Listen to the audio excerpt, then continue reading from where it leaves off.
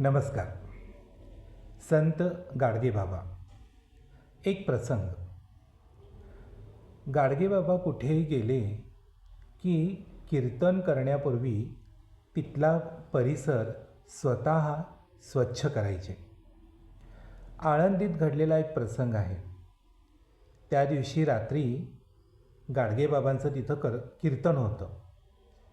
नेहमीप्रमाणे गाडगेबाबांनी तो परिसर स्वच्छ केला आणि रात्री आपलं कीर्तन सुरू केलं. हा प्रसंग आळंदीत घडलेला आहे. मग कीर्तन सुरू झाल्यानंतर तिथं एक गिरण बाबा आला आणि बसला कीर्तन ऐकत, पण पान तंबाखू खाऊन पचापच थुंकायला लागला.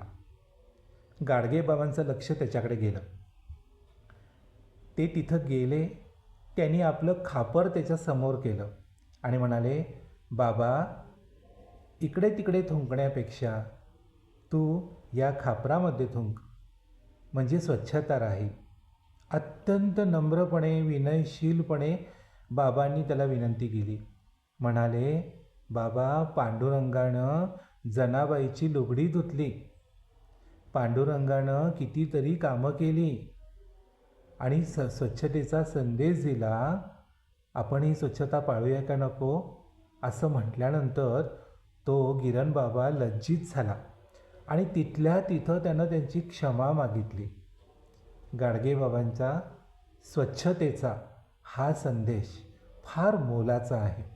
कृती केली आणि संदेश दिला.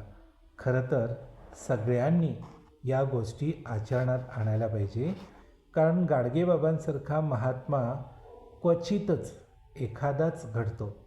स्वच्छता सगळ्यांनीच पाळली पाहिजे. धन्यवाद.